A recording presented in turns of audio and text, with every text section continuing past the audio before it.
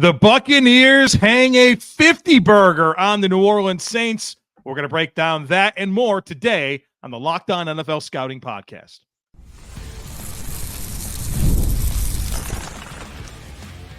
You are Locked On NFL Scouting with the Draft Dudes, your daily podcast for NFL and college football scouting. Part of the Locked On Podcast Network, your team every day. What's better than this? It's guys being dudes here on the Locked On NFL Scouting Podcast.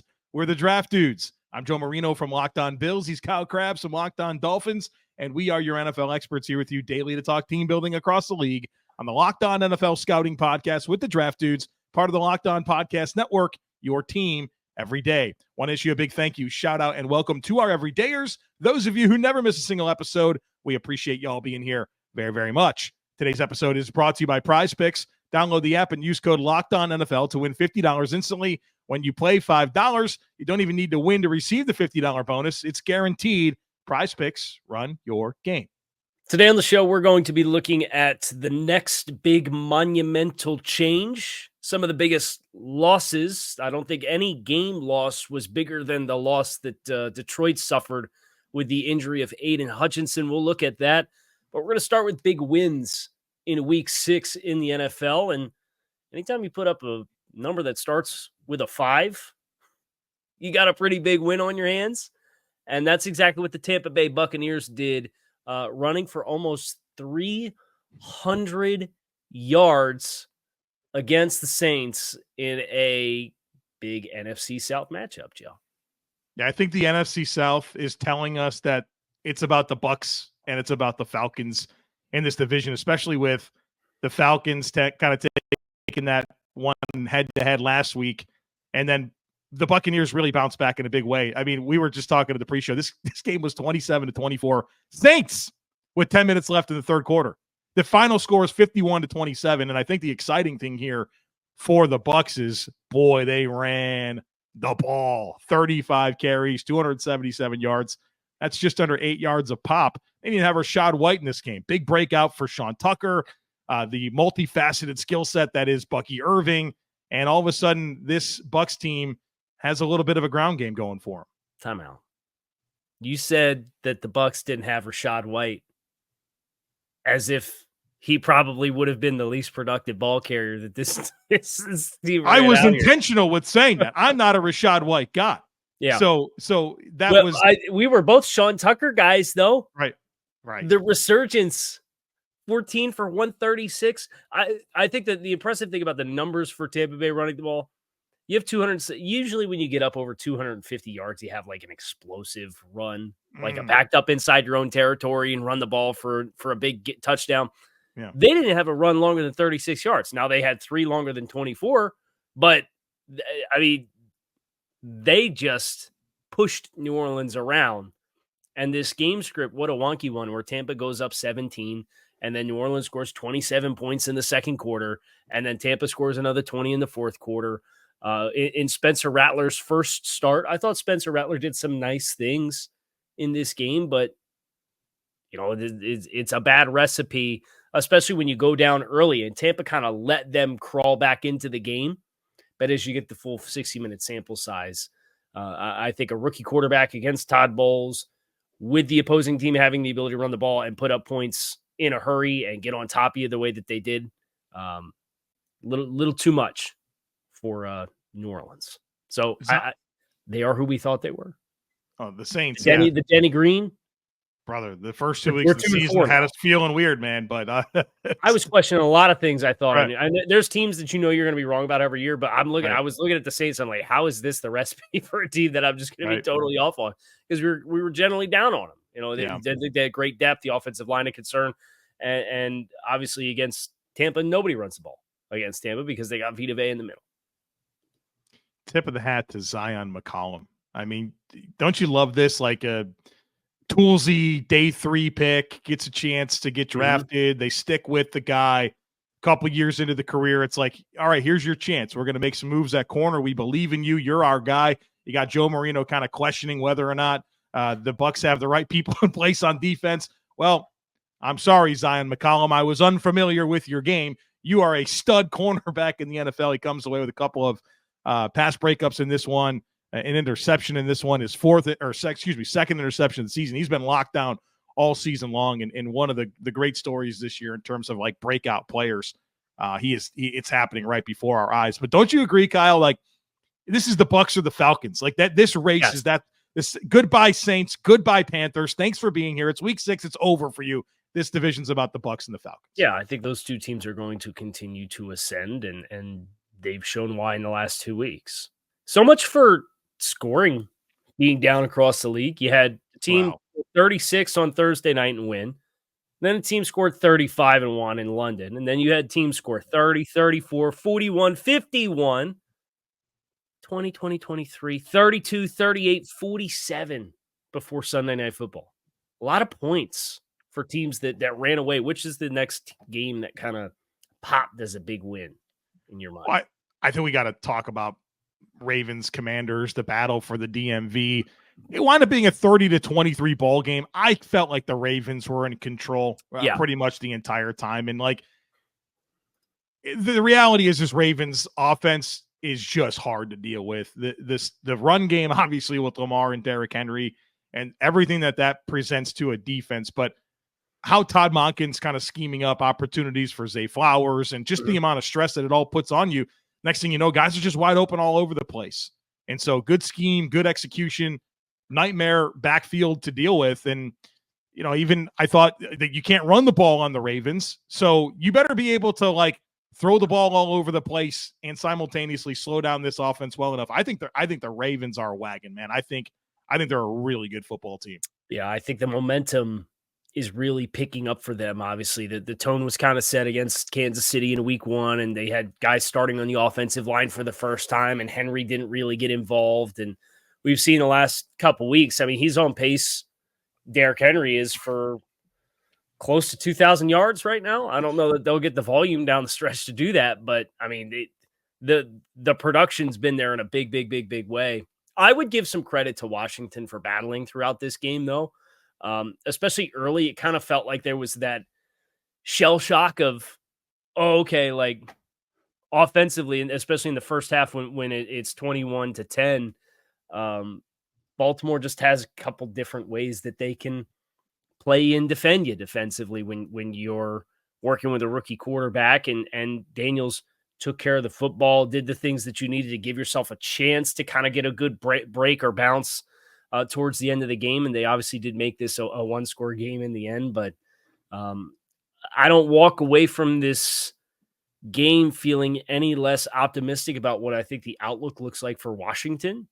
I did feel like Baltimore kind of controlled the flow of the game from start to finish, but for Washington, Philly almost gave the game away to Cleveland. Mm-hmm. Dallas lost by 48 or 38 points at home. Have you seen the I know we're doing biggest losses next, but have you seen the numbers for Dallas in their last couple home games and the numbers there? Remember when they used to be like, that's the thing is they're good at Jerry World? Well. Yeah. So not so much. One more game. Want to sneak in one more quickly? Yeah. One more comment on the Ravens and Commanders. Before the game, this was the game of primary focus for me at 1:00. And so they're setting up the game and they're like, this is the first ever game in the history of the NFL where both quarterbacks average 60 yards rushing or more per game, which I'm like, wow, that's crazy. But then Jaden Daniels, 22 rushing yards. Lamar Jackson, 40 rushing yards. It was funny. Yeah. Like, that wasn't even the story of the game at all. So, all right, what do you got? One more big win? How about the Colts with a comeback win? 3-3. Win. Yeah. Had Joe Flacco going. They decided to sit Anthony Richardson kind of strategically, wanted to give him another week to get healthy from was it an oblique or a hip pointer? I don't know what the exact classification of the injury is. But this was a game that Tennessee, again, and they've had a couple of games like this, looked like they were in really good position to win, and then the Colts score 10 points in the fourth quarter and end up pulling it out. It gives some flowers to Michael Pittman, who went from destined for IR to playing. Yeah, exactly. Touchdown catch, right? 36 hours. So just that AFC South landscape Obviously, Houston's out in front of the pack right now, but 9 might get you a wild card, that 7 spot in the AFC when you kind of look at what the records look like and the vibes of the team. So for a Colts team that's had the battle and had Joe Flacco come in and give them a spark for them to get this win and pull this one out, feels like a really nice win for them in my mind. Calvin Ridley doesn't look too happy over there. 9 targets. What did he get? Did he get a catch? eight targets, no catches. He would like you to know that he needs targets earlier in the game. I don't know, man. Sometimes you make these free agent decisions. If you couldn't see the writing on the wall that it was going to be dicey in the passing game year one with West Coast offense and Will Levis, like I'm sorry, like this is what happens when you go out there and take the highest money. And I think there's probably some lessons learned across the league in that. I have some free agency thoughts, but I'll give them after the break if that's okay. All right, folks, be sure to stick with us. Guys, ever feel like you need a little boost in the bedroom? It's time you stopped worrying about your performance and got Hims so you can feel confident knowing you can perform whenever you're in the mood. Hims is changing men's healthcare by providing you with access to affordable sexual health treatments from the comfort of your couch. Hims provides access to a range of doctor-trusted ED treatments like chewable hard mints and Viagra and Cialis and their generics for up to 95% cheaper. The process is 100% online, so there's no need for uncomfortable doctor's visits. Just answer a series of questions on their site, and a medical provider will determine the right treatment option. If prescribed, your medication ships directly to you in discreet packaging for free. Start your free online visit today at hims.com/lockedon. That's HIMS.com/lockedon for your personalized ED treatment options. hims.com/lockedon. The products mentioned are chewable compounded products, which are not approved by or verified for safety or effectiveness by the FDA. Prescription requires an online consultation with a healthcare provider who will determine if appropriate. Restrictions apply. See website for details and important safety information. Subscription required. Price varies based on product and subscription plan. Time is our most precious commodity, so don't waste it scrolling through the same mind-numbing content for hours and hours. How can you spend it wisely to improve yourself? Our sponsor, Hillsdale College, is offering more than 40 free, that's right, free online courses, including Constitution 101, Introduction to Free Market Economics, The Rise and Fall of the Roman Republic, and a brand new documentary style on Marxism, socialism, and communism. All of Hillsdale's courses are self-paced, so you can start whenever and tune in wherever. Plus, you can go deeper with readings, quizzes, discussions, or just enjoy the lectures. Go right now to hillsdale.edu/lockedon to enroll. There's no cost, and it's easy to get started. That's hillsdale.edu/lockedon to register. hillsdale.edu/lockedon. So I don't remember why I had this thought, but I did yesterday, and I wanted to share it here on the show. I think one of the biggest team building, like investment opportunities that you can have is correctly assessing players off of rookie contracts in free agency who maybe didn't make the leap during their rookie contract. So, like, do you understand what I'm saying? Sure. Yeah, I mean, if they never quite got to the player they were supposed to become, right? It's a calculated choice. But you evaluate that player and you see the kind of role. I think about Xavier McKinney as an example. And obviously Xavier McKinney was a good player, and Xavier McKinney got a big contract. But what he is in Green Bay and the impact plays that he's made in contrast to what he was in New York, it's a little different. And even from not top of market contracts too, I think there's opportunities to get really nice players at like really nice values if you correctly assess like the vision and the role for a player coming off of a rookie contract who maybe doesn't have the highest of stocks, if that makes sense. No, I think it's really important that any contract that you pay for a player, that you're being mindful of future production. And I think whether it came together or not with the previous team, like you got to figure that out. And I think that's part of being correct on those assessments. And so I think I know that Calvin Ridley doesn't quite fit into that box, but right. You got some guys that maybe took the bag and already are not loving their life. It's that whole prospect of paying for what a guy's done versus paying for what a guy will do. Yeah. Right. And I don't know I'll be watching that closely and trying to flesh that out more, but I just had that. I don't remember what game it was, and I wish I could, because it would probably make this talking point have a lot more substance for like a week 6 recap, but I don't. So that's what I have for you right now. Well, we're getting into the biggest losses of the week, and so there's some big losses that happened in Jerry world. The Cowboys is the biggest home loss in Jerry Jones' tenure as owner of the Cowboys, coupled with the loss of Aidan Hutchinson, which, if you saw the play, you knew right away that he broke his leg, and that's been confirmed, and he's out for the season. And so, I mean, for the Lions, you feel like they're finding their stride. They look like the team they were supposed to be. Jared Goff coming off some really good performances. Like, the offense looks awesome. And then it's been like Marcus Davenport goes down, and now Hutch on the edge. And man, like, he was off to a defensive player of the year type season. Yeah. It sucks. And everybody loves Hutch. Like, if you like football and you like it to be played the right way, you watch Hutchinson and you know that that's a dude. And it's like I feel like the NFL community was gutted to see that happen yesterday. It's one of the best young stars in the game. Yeah. Obviously, he's a top 3 pick, played at a powerhouse program, has had the production, and the production this year felt like it was just going to explode into a totally different stratosphere. And like a stand-up guy, too. Like, we've met Hutch. We spoke with Hutch. He's an alumni of the show. But you see the videos of like him walking through the airport, giving kids high fives because they're wearing the street, like all that kind of stuff. This is like a really great guy too. So hopefully whatever needs to happen for Hutch to have the fastest possible rebound and turnaround is exactly what happens. And one thing you don't doubt, if you know about Hutch and how he takes care of his body and his process, he's going to do everything he can to put himself in that position. Right. I don't want to gloss over the Dallas side of this too.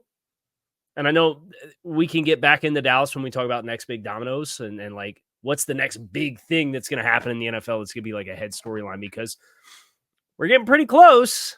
Yeah. If you're Dallas, to asking the hard question about Mike McCarthy and the direction of the team. And they feel like they're playing with a hand tied behind their back, but frankly, they are. They have a bye week. So Jerry's going to have a whole extra week to simmer on this. And then they're at San Francisco, at Atlanta. Boy. And then they have Philly, Houston comes to town, at Washington. I don't see a lot of wins there, Kyle. No, I mean, that takes you to Thanksgiving. Those are the games from now until Thanksgiving for the Cowboys. They're probably at best like 4-6. Yeah. Yeah. And they won their 3 games on the road. They beat Cleveland. They waxed Cleveland. They beat the Giants by 5 in a game that New York very easily could have won. Right. And they beat Pittsburgh. In Pittsburgh. Teams are beating them up physically on both. I mean, you listen to the call of that game, and Brady was pretty direct about the effort that was given and the tackling effort that was given. And they're just not, they're a team that feels like they're constructed in all the wrong ways. Yeah, we knew that, right? That's why I think as we studied Dallas over the offseason, we thought about the team that they showed us that they were late in the season last year. You knew they're kind of soft, and then they just had a dreadful offseason. So, like, none of this is surprising. And I'm not a big Mike McCarthy fan. Like, I'm not going to sit here and like super defend him, but what was he supposed to do? Like, with this roster and how he was not supported. So, like, yeah, the conversation is going to be fire Mike McCarthy, but unfortunately, to me, I think a lot of the problems with this team are above him. And sure, you can make that move, but it doesn't change the personnel decisions and the way that this team has operated. That's put it into this position. Yeah. And for back to Detroit here, they were out for blood. They were out for blood in this game. It started off with the Dan Skipper on the first play of the game, having him report as eligible. Then Ben Johnson's calling, double reverses and flea flickers and like we're running hook and lateral to wide receiver. Brother, man, this was the ultimate like two birds up. Like we don't like you and we're gonna bury you. And man, you know what? I'm not gonna lie, I loved it. Yeah, if you don't have rooting interests in the NFC or in the NFC North specifically, I don't know how you don't love what the Detroit Lions have become and the build with so good Holmes and Campbell with Hard Knocks and seeing him. So you know what kind of players, he's a player's coach, but he has an edge and he takes the physicality element and the toughness element of the game seriously. Like, there's not a lot of coaches that have that balance. Right. You have players, coaches that are 99 times out of 100 too soft on their players. And then you have the guys that have the physical edge and the toughness and the hard-nosed old school football guy who rub their players the wrong way. Dan Campbell has both. And I think a game like this, with how this team showed up and responded with a chip on their shoulder and something to prove, and then the way they called the game to back it up and say, F him, we're going to bury him. Yeah. And then we're going to bury him again. And then it goes back to like the memeable Dan Campbell introductory press conference that he got made fun of about biting kneecaps and all that stuff. But like, this is that game. Yeah. This is the embodiment of the game that when Dan Campbell was hired and what he talked about, and, ideally an opponent would have fought back more, but Dallas didn't have it. And they said, we don't care. We are going to drag you into hell for 60 minutes. That's exactly what they did. As authentic as it gets, man. And real recognizes real, man. I love it. I love what's going on in Detroit. Don't you feel like there's a weird cluster of teams in the AFC right now? And this, like, kind of leaning into like big losses. I want to get to Denver here because, like, I think like the Chargers, the Broncos, the Colts, maybe where I think the Bengals are headed, maybe the Jets, maybe the Bills, like a lot of like very 3-3-ish type teams. Mm-hmm. And I think that the Broncos missed an opportunity and they were down 20-0. So like, it's not like this game 23-0 really. Bo Nix has to start playing quarterback in the first half of games. That would be helpful. Because I felt like they had some momentum. The defense was playing really well. It's not like the Chargers had it in this game. Right. It's just too little too late when you score 16 points in the fourth quarter, but you're down 23-0 and your quarterback's 3-10 for like 6 yards in the first half. It can't happen. And you contrast that. At least when you played the Jets, it's like, oh, well, you're on the road. It's the Jets. It's kind of wet out. Like, you got that one. But now you have, 2 combined first halves for Bo Nix this month, in which he had 20 passing yards combined? Like, it's insane. Yeah. It's nuts. I think the way I look at the AFC right now is you have at the top the Chiefs, Texans, and Ravens. I think at the bottom, you have the Jaguars, Patriots, Titans, and Browns. And then that middle pack of teams, it's like on a week basis, I feel like it could flip around. I might put the Raiders in that bucket. Of just goodbye, thanks for everything? Yeah. Maybe so. I might be ready to do it. Right. Well, that's a good segue because Raiders are part of our big domino conversation coming up on the other side of it, folks. Be sure to stick with us. Prize Picks is America's #1 daily fantasy sports app with over 5 million active members. Prize Picks is the easiest and most exciting way to play daily fantasy sports. Unlike other apps on Prize Picks, it's just you against the numbers. All you do is pick more or less on 2 to 6 player stat projections and watch the winnings roll in. Prize Picks is the only real money daily fantasy sports platform with an injury insurance policy, so that way your lineups stay in play even if one of your players gets hurt. So download the Prize Picks app today and use code LOCKEDONNFL and get $50 instantly when you play $5. That's code LOCKEDONNFL on Prize Picks to get $50 instantly when you play $5. You don't even need to win to receive the bonus. It's guaranteed. Prize Picks, run your game.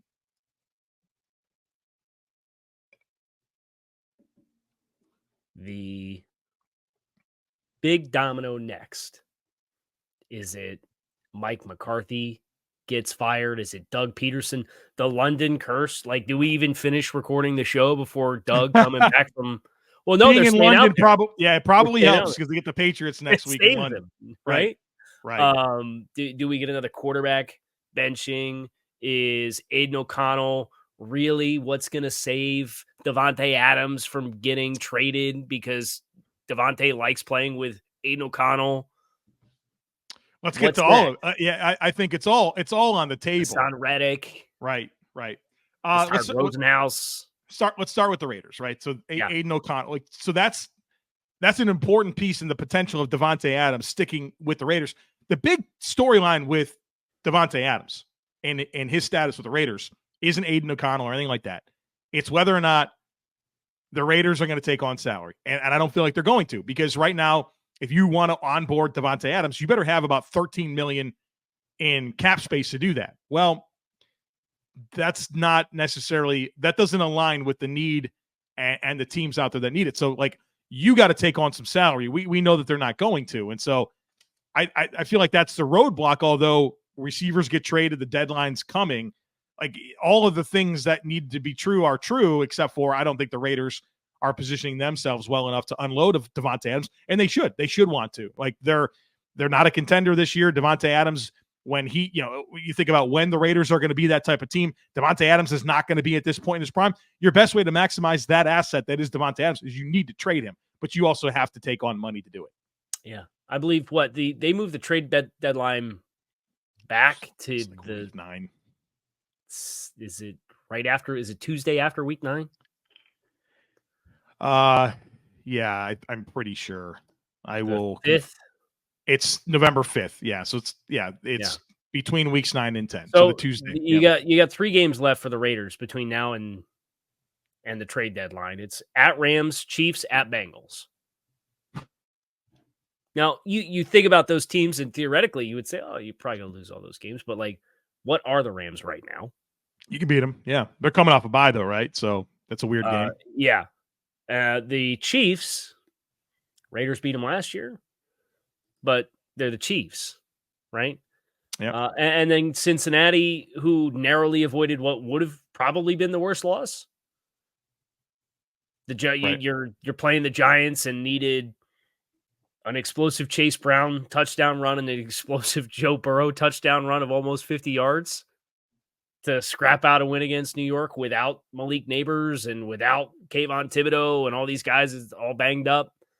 So it's like, I really don't know what way the next 3 games, they could theoretically win 2 out of the 3. But if you're having an honest conversation about the state of the roster, your big free agent acquisitions on IR, Christian Wilkins out indefinitely, like it changes some stuff. And there's this team has 3 turnovers in half of their games this year, offensively, in each of their half of their games. Not built for that. They're not built for that. No, they're not. They're supposed to be taking the ball. And by the way, defensively, they have 2 turnovers on the season. Yeah, that's crappy. That's bad. So they're a team I think probably should trade Davante Adams. But whether or not they do, I would be selective if I was them too, to not give away an asset for next to nothing. Right. But that's fine. They can I think they'll get what they're looking for. It comes with them taking on massive amounts of the salary. Or waiting until the deadline so that's the equivalent of them taking on the salary, is they pay his weekly checks. And they might they're probably going to take on more than that. Is there an edge rusher? I know this is a massive thing to put you on the spot to think about. Is there an edge rusher that you think of for Detroit to go after and trade? Reddick. Right. Hassan Reddick. I love the idea of Trey Hendrickson. I don't think the Bengals are going to trade him, though. I feel like that'd be the perfect Detroit Lion. That would be the perfect Detroit Lion player. Why Cincinnati's not going to trade him, though? No, I would assume Cincinnati. No, they're. I don't know what they're going to do with T. Higgins after the season, but they feel like a team that's going to cling on to what they can and what they want to pay from this nucleus, and just kind of try to continue to make the rest of it work. Yeah, and well, if they it's a scary thought, because that nucleus has been whittling away for a couple of years now. Yeah, and they did not look good last night. No. So congratulations on winning your 8 or 9 games and clinging to Higgins and Hendrickson only for them to walk. And you know what I mean? Like, it's just not good business. Yeah, Hassan Reddick is an interesting name to bring up here, because his agency said goodbye to him end of last week. And now he's with Rosenhaus, right? And I feel like you are intimately acquainted with Rosenhaus and how they do business. So what are your expectations now with this move? Drew, I feel like is easier to work with than, say, like Athletes First, who, I mean, Athletes First does a hell of a job for their clients, right? Because that's their job. I feel like Drew, it's easier to find middle ground with compromises. I think the thing that worries me about Hassan, though, is it's like they had an amended 1-year contract with Hassan and his previous representation, and Hassan said no. So it's like, yeah, he's got to want it too, right? Right. Do you just want the multi-year contract? Do you want to not play in New York? Like, what do you really want? And I don't think that we authentically know that at this stage. Right. Like maybe Robert Saleh being gone helps bridge that relationship if he felt like Saleh and how he handled when he got there and talking to him versus not talking to him. Like, I don't know. But maybe that helps. But those are all questions that I have about Drew coming in and trying to fix this mess of a situation, because you don't want to miss the whole year if you're Hassan Reddick, whether that's playing somewhere else. And I know there's been Galaxy Brain trade him back to Philly, but that can't happen, right? Like that got reported. I forget who it was that reported that player can't get traded back to a team that traded him for 2 years. Did you really? that? No, I've learned something this day. Thank you. Yeah. So you can't just send him back to Philly and because Bryce Huff hasn't been a thing for the Eagles and Nolan Smith, they're worried about him. You can't do that. So there has to be another resolution to this, and it could go a bunch of different ways. Pivoting to Doug Pederson and the Jaguars, Kyle, what makes this really complicated is their bye week's not till week 12. So they're in London playing the Patriots this week. They turn around, they play a Sunday 1:00 game against the Packers a week later. And then they have the Eagles, Vikings, Lions, and then their bye week. Like, man. Okay. Like, so, I don't think there's a way out. That's what's challenging. Like 2 9-8 seasons and now this, like, it doesn't look good, but I don't feel like there's a way out. I don't think there's a path forward here for this working. No, because you're 1-5. It's going to get worse. You might beat the Patriots. I caught some flack yesterday for saying that the Patriots shouldn't have played Drake Maye against the Texans. And Drake Maye performed fine. The concern was not whether or not Drake Maye could play. The concern was the offensive line had a guy who'd been there for 3 days as a starting center. You got practice squad guys playing at tackle. Yeah. And lo and behold, you're down 14 points. He took some really nasty hits in that game. He had the one where he was in the throwing position and got his throwing arm caught up underneath his arm. And then he went down and got like his other shoulder driven in the ground. And got up slow and like was shaking off his throwing shoulder. It's like, that was the worry. And when you're down 14 points, yeah, he threw a bad pick in the process and missed some throws. And you see him like knocking himself on his helmet. Like that's part of the growing process that you expect with a young quarterback. Right. So maybe I just tweeted it at the wrong time of the game because it was after the pick. Well, and you know that everyone's ready to defend their guy, right? Everyone's sensitive about young quarterbacks. Yeah. To be fair, there were a couple regular listeners of the show who are Patriots fans who like replied and were like, no, we think you're absolutely right. Like you just can't rationalize with like this portion of the Patriots fan base. But it was never, hey, Drake Maye can't play and like he's gonna go 10 of 35 for 100 yards and 5 interceptions. It was having a game script that's friendly to like helpfully promoting the growth that you need without exposing him to unnecessary risk and excessive hits. Right. And dude, Will Anderson was a monster. He terrific. Killed him.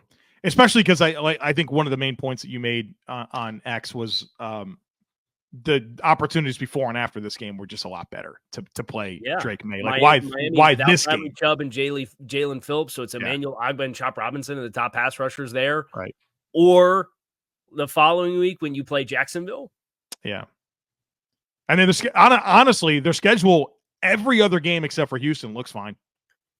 It's like, okay, any game here would have been like, you want to play him against Tennessee? Okay. You want to play him in Chicago? I'm not really worried about the pass rush. Rams, offensive line Dolphins there. Again, Colts, Cardinals. Any of these games are fine. Yeah. But Drake may look good. In moments, I think the situational drive at the end of the first half was an excellent moment for him. Thought he used his legs well.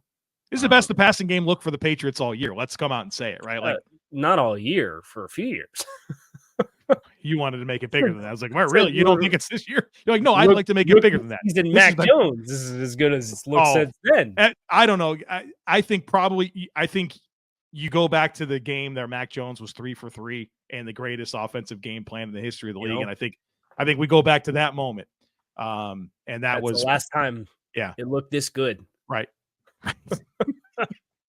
All right, we're gonna, before we go down the rabbit hole and Ross gets mad at us for overshooting our target here on the show, we're gonna get out of here. I'm Kyle Crabbs. He's Joe Marino. We appreciate you guys for checking out Locked On NFL Scouting. You can find us on YouTube or wherever you list your favorite podcasts. Make it a great rest of your day. Enjoy Monday Night Football tonight, and we will be back again tomorrow to get into some NFL draft talk.